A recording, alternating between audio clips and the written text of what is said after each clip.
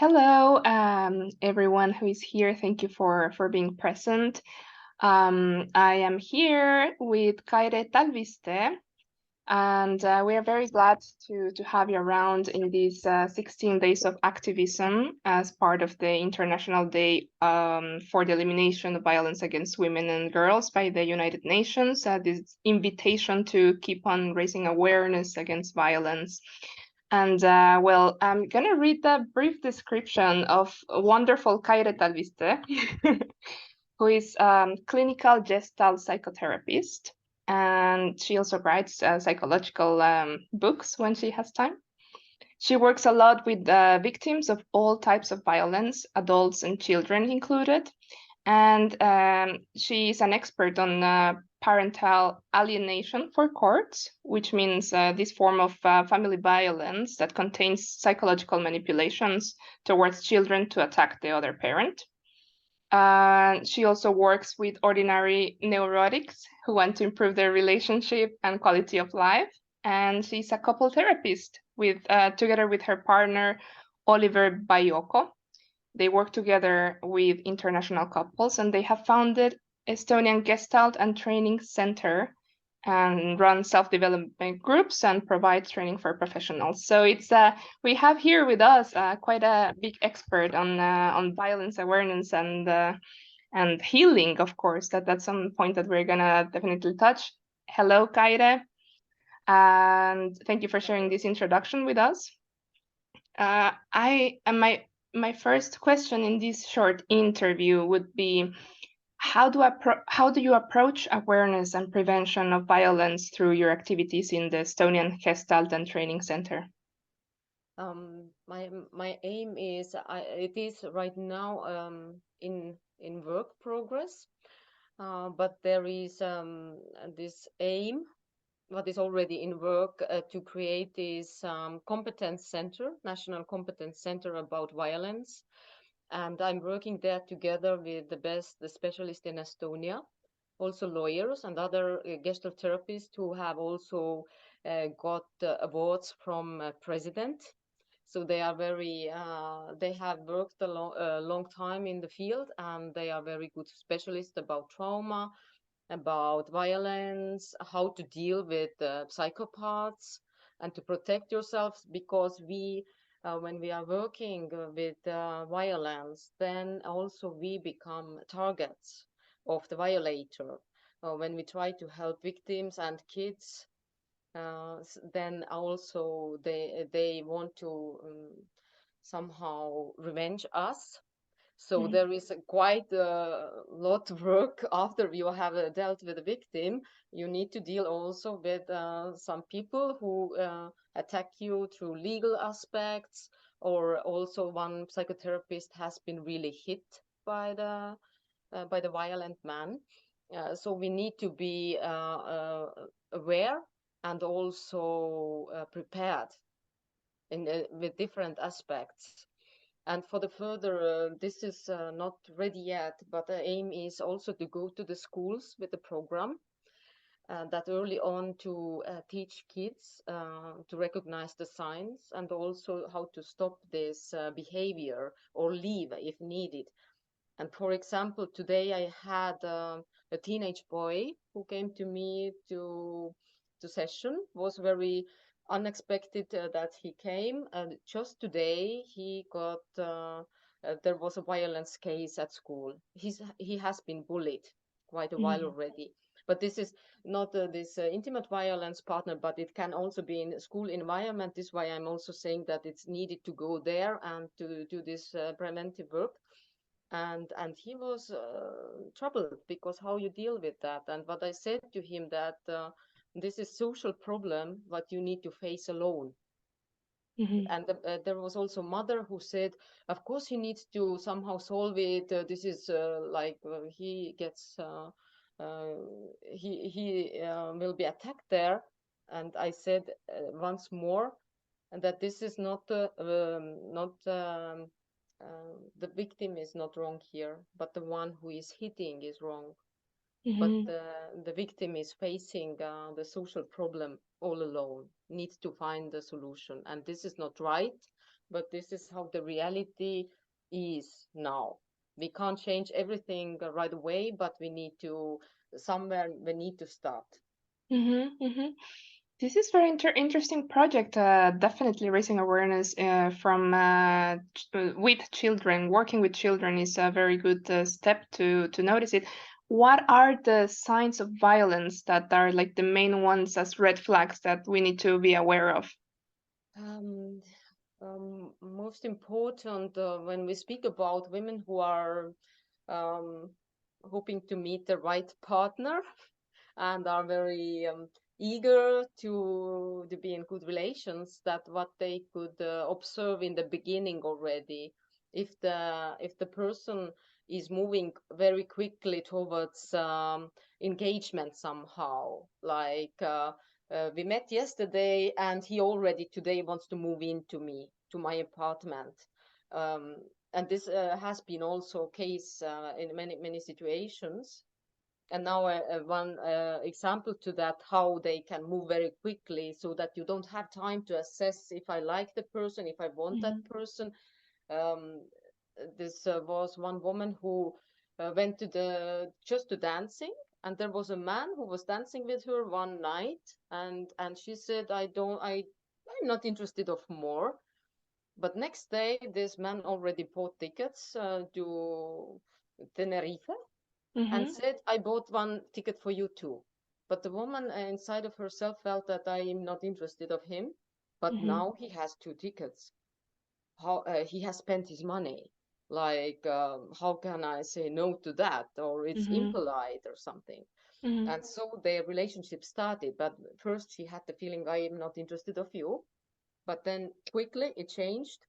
He took her there, then next moves and so on. Now they have three children, a lot of severe violence, and they are split now. And the man has alienated the oldest daughter from the mother for now. So it became really a really difficult case. A lot of specialists are working on that, and this it doesn't show any end yet. So Mm-hmm. if the start is too quick for you, this might be the first sign. Then control. It seems in the beginning that he's calling or texting you a lot because he's so interested. He cares. Where are you? I bring you food. Let's go for a walk. When are you coming? And you can get a lot of messages through days. And when you have been long time alone, then you feel, oh, no, someone is there to be interested of me. Mm-hmm. But this is a sign of control, that you don't have any time for breathing, being with yourself, feeling yourself, and also even to let this idea close that maybe I don't like this person. You Mm-hmm. are you are somehow you are suffocated with this all what is coming, and it seems nice, but it's too much.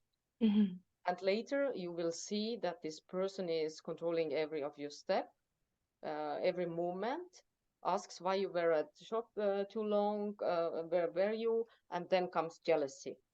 Mm-hmm. Like no reason, partner hasn't given any reason for jealousy, but he might start like, okay, you are meeting someone else, you don't care about me, you don't love me anymore, you don't want to have sex with me, most probably you are having sex with someone else.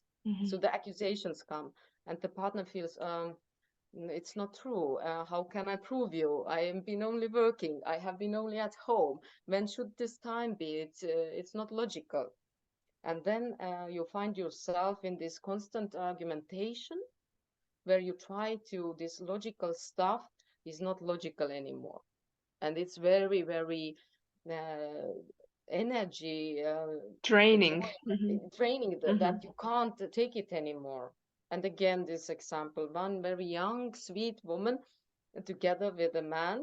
Most probably he is borderline also, because those people often have some personality disturbance, which is not diagnosed.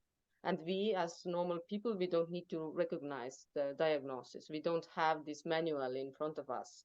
Mm-hmm. But she's together with a borderline man, and this is really awful. Like even she when she comes home, he's pressuring, like, why don't you hug me? Why don't you sit next to me? Most probably you have someone else. Then he doesn't let her sleep, because all the night he starts to argumentation, like, let's speak about it, why it's so. And the woman is only saying, please, please let me sleep, because tomorrow I need to go to work. Please, I only want to sleep. And he continues this. No, no, no. There is something. You don't love me anymore. I knew it will go like this, and so on. Until he explodes, goes to the kitchen, and says, I will kill myself now. So this how the problem escalates. So those are the signs to notice. And also one sign is how the man is speaking about the ex-partners and about the mother. If this is very negative, if he doesn't see any part of his behavior when the relationship go bad, then you need to be very careful, because often women are thinking like, okay, all the other partners were so bad, but now I'm the best one. I'm saving him because the other ones were bitches and didn't know how to treat him nicely. I am the best one. And also the man can give you this impression that you are the one. But it's not true. And if you later, often the women are contacting the ex-partners, and then they can hear that all the story was the same with them also, and it escalated the same way. And then I'm saying to the women, please don't hurry to have kids with that kind of partners, because when you have kids, it will be very, very difficult later, really. Legally difficult, custody cases, very, very difficult. And some women are sitting there and thinking like, my child is so small. Oh, 15 years still to go.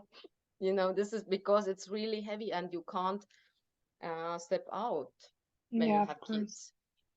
Wow, I see a lot of thank you for this information, and I see how this emotional manipulation can be under a disguise of love and romance. Like, oh, this person is so thoughtful, they care, and how can I? And in this first example, how can I say no if they are so good to me? But One then, yeah. example, even maybe you haven't ever thought about it, but when you see in public place and that someone is proposing, like you are in the restaurant, people are sitting, and suddenly your partner is going to the knees and saying, "Will you marry me?" This is not romantic jest. This is violence, Mm-hmm, because mm-hmm. the woman is put under the pressure. Everyone is looking, and there is this high expectation, like, oh, can you see it's so romantic? Can you see? Now you need to say yes. How can you say no to him? It's Yeah. not romantic. It's really this aggressive way of getting what he wants. And I have this also this case where one woman was put into this marriage in that way, and now she wants to divorce. Maybe Wow. she's already, I don't know how the story is, but in what state right now. But she said to me, in that moment, I didn't want to say yes, but I felt the pressure of the moment to say yes. Yeah, yeah. So Social be pressure careful with can that. Yeah. social pressure can be very, very intense and make it harder to step out from these violent situations. Mhm. And but how could we heal these internal patterns of violence so we can also perceive violence outside us? Hmm.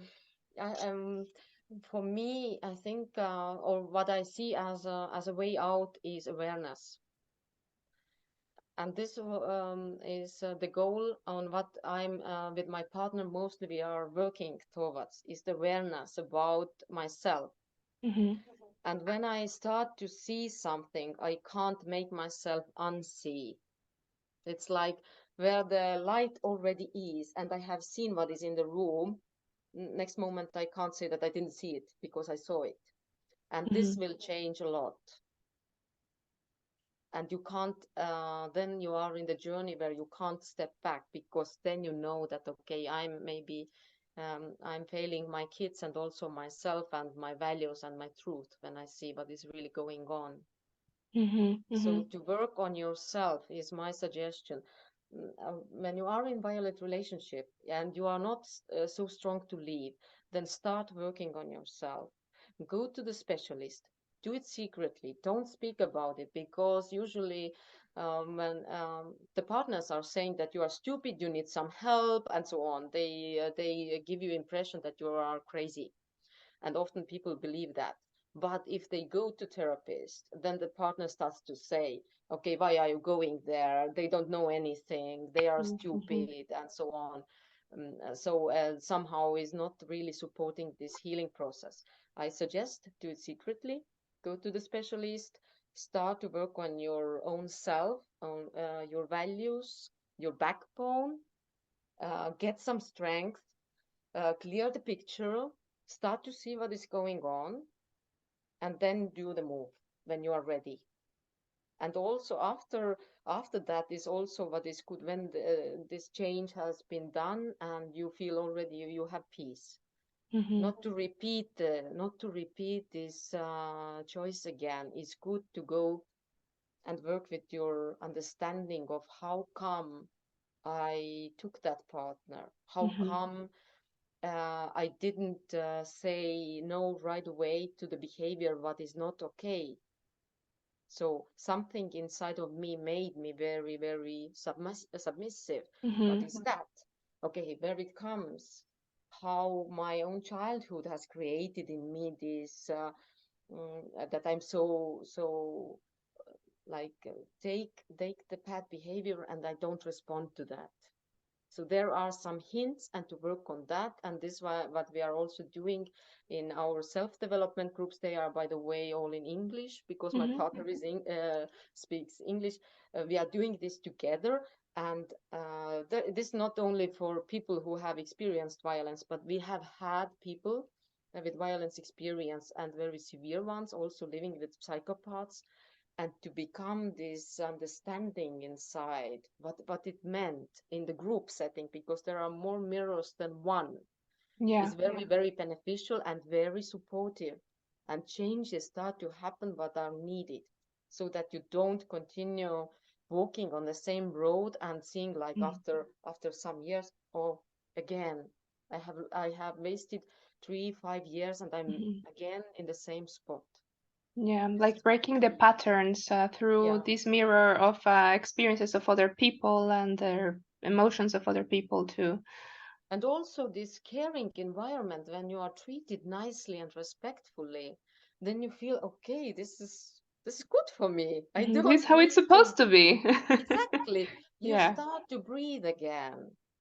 And this I also yesterday I had client who came to me 1 year ago, and she had really very, very hard situation that moment, and I also felt that it's almost impossible to leave. A lot of kids, common this economical this company, everything was together, very hard to separate, and there were many, many threats. And 1 year later, yesterday, we were speaking, she's out. Not everything is not still solved, but she's out. She said, I'm breathing. It's so good to be. And I found someone. I met someone. And when I'm speaking with him, it's so good feeling. I can be me. And he's good with me. And he's respectful. And I don't even understand why I stayed there where it wasn't like that. So they recover sometimes very quickly because they really are wanting to have this good adult relationship.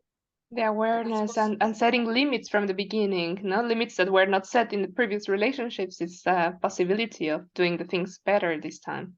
yeah, and also saying, okay, I don't like this, and the partner will respond, and it's okay. We can have dialogue about it. What is okay for me? What is okay for you? And it creates good feeling. But if you have a relationship where you can't say no, never, or you will be attacked for no, or when you want to start discussion, you will be ridiculed or said that you're crazy and you can't discuss anything at the end. So it's very, very different environment when you have good relation and when you have abusive relation. and good relation is good for your health. Mm-hmm. Mm-hmm. And I see how important it is to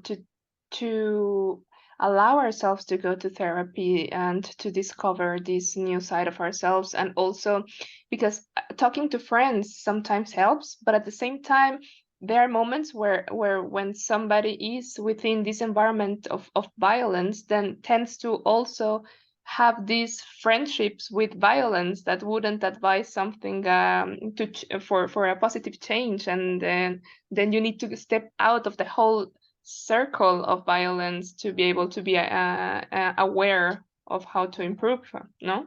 I think this good support is very important.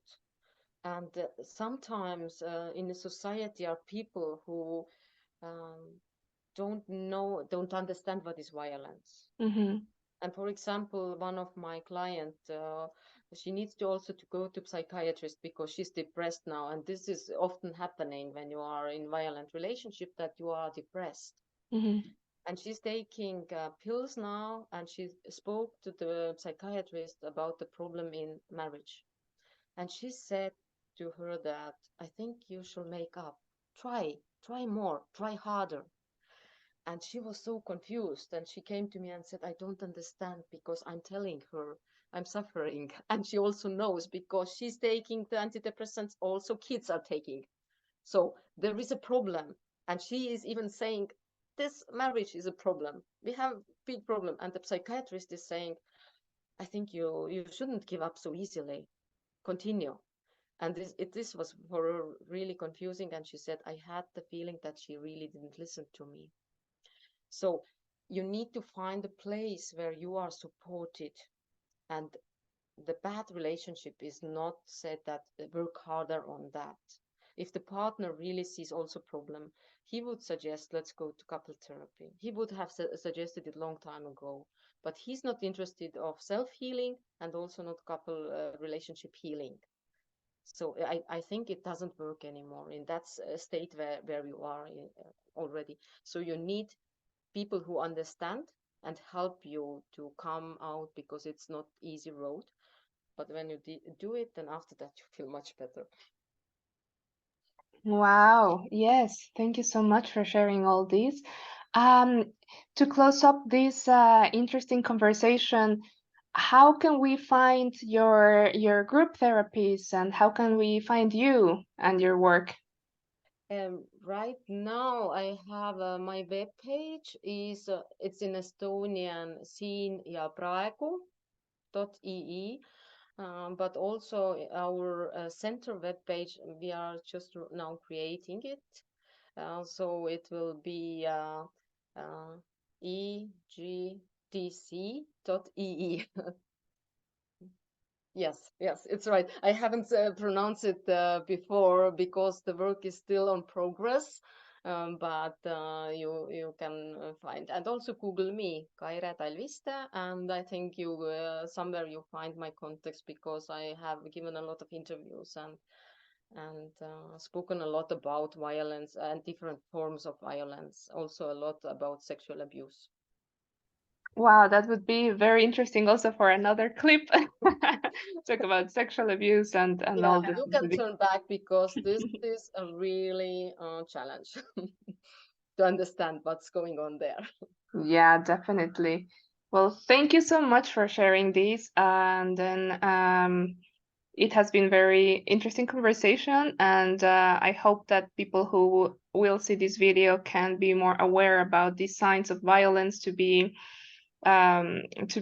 present and to be just careful and to follow your advices, and of course to start going to therapy and to group sessions. And yes, thank you so much, Kaire. Mhm. This one, I think what I want to add is that with my clients, I often, what I do when they meet new partners, they are speaking to me about the partners, and I try to pick up if there are clues. They really come to me and share about qualities, and I can sense where there is a violator and where there is a normal relationship. So, so in that way, also we try to minimize the threat for the future.